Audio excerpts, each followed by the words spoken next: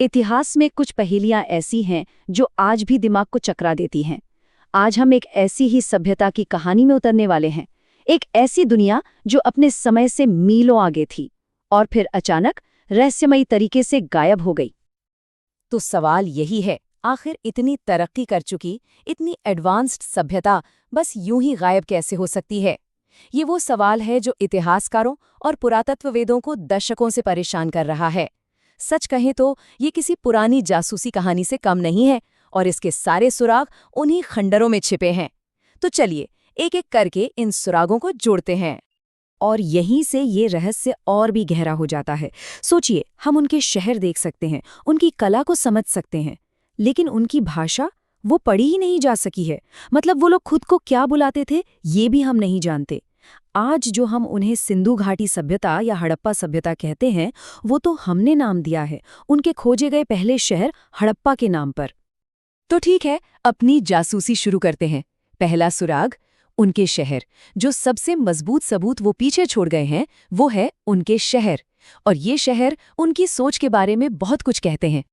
और यहाँ कुछ ऐसा मिलता है जो दिमाग घुमा देता है। स्टैंडर्डाइजेशन। जरा सोचिए, 10 लाख वर्ग किलोमीटर में फैली एक सभ्यता और वहाँ की हर एक ईंट, चाहे वो पकी हुई हो या कच्ची, ठीक एक ही अनुपात में बनी थी। 1:2:4। ये कोई छोटी बात नहीं है।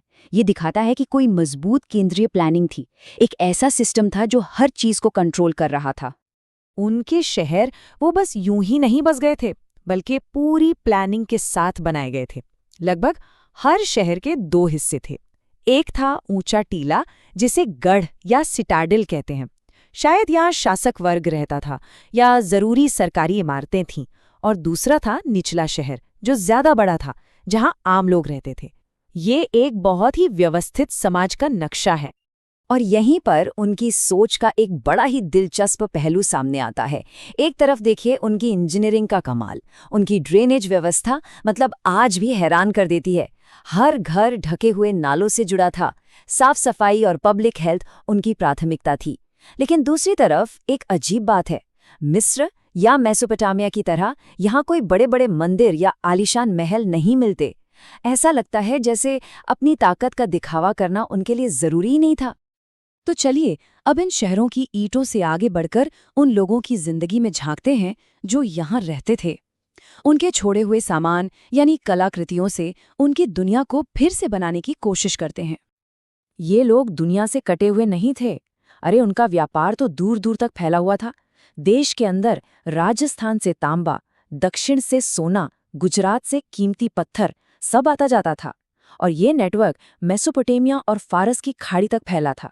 एक मजेदार बात यह है कि मेसोपोटामिया के पुराने लेखों में मेलुहा नाम की एक जगह से व्यापार का जिक्र है और ज्यादातर लोगों का मानना है कि ये मेलुहा सिंधु घाटी ही थी। और कारीगरी की बात करें तो उनके हाथ में हुनर था। क्या कमाल के कलाकार थे वो। उनके चाक पर बने मिट्टी के बर्तन, उन पर काले रंग की चित्रकारी, लाजवाब। कॉर्नीलियन के मनके बनाने में तो वो माहिर थे। तांबे और कांसे के औजार और हथियार बनाना भी जानते थे। और हाँ, कपास का इस्तेमाल करने वाले दुनिया की शुरुआती लोगों में से थे वो। पर शायद उनकी सबसे खास पहचान है वो हजारों छोटी छोटी मुहरें जिन पर जानवरों की आकृतियां और वही रहस्यमयी लिपि खुदी हुई है। तो एक सवाल उठता है, अगर बड़े मंदिर नहीं थे तो क्या वो लोग धार्मिक नहीं थे? नहीं, ऐसा नहीं है। सबूत बताते हैं कि उनकी पूजा और मान्यताएं ज्यादातर घरों के अंदर या व्यक्तिगत स्तर पर होती थीं। बड़े सार्वजनिक अनुष्ठानों के बजाय घरों में और उन मोहरों पर मिली कलाकृतियों में उनकी आस्था की झलक मिलती है। जैसे कि ये मशहूर पशुपति मोहर। इस पर एक आकृति योग की मुद्रा में बैठी है और उसके चारों ओर जानवर है, हाथी, बाघ, गेंडा। बहुत से जानकार इसे हिंदू देवता शिव का एक शुरुआती रूप मानते हैं। ये उनकी धार्मिक मान्यताओं की एक छोटी सी पर बहुत शक्तिशाली झलक है। तो अब आते हैं कहानी के सबसे बड़े रहस्य पर। आखिर इतनी फलती फूलती सभ्यता का अंत कैसे हुआ? चलिए फिर से जासूस बनकर इसके अलग अलग सिद्धांतों यानी हमारे संदिग्धों पर नजर डालते हैं। यहाँ एक बात समझना बहुत जरूरी है। ये सभ्यता रातों रात गायब नहीं हुई। ये एक धीमी प्रक्रिया थी। लगभग 1900 ईसा पूर्व के आसपास पतन के संकेत दिखने शुरू हुए और शहरों को पूरी तरह से वीरान होने में कई सदियां लग गईं। तो हमारे मुख्य संदिग्ध कौन हैं? पहला, आर्यन आक्रमण की थ्योरी, जिसे अब ज्यादातर खारिज कर दिया गया है क्योंकि इसके कोई ठोस सबूत नहीं मिले। दूसरा, जलवायु परिवर्तन। इसके पक्ष में मजबूत सबूत हैं, जैसे कि मौसम का लगातार सूखा होना, नदियों का सूख जाना। इसके अलावा विनाशकारी बाढ़ या फिर मेसोपोटामिया के साथ व्यापार में गिरावट, ये भी कुछ संभावित कारण हो सकते हैं। तो आखिरकार फैसला क्या है? आज ज्यादातर इतिहासकार ये मानते हैं कि कोई एक गुनाहगार नहीं था, बल्कि ये कई वजहों का एक मिला-जुला असर था।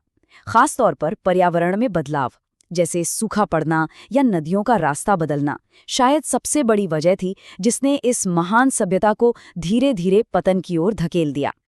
तो भले ही वो सभ्यता खत्म हो गई, लेकिन उसकी विरासत आज भी इन खंडरों में जिंदा है।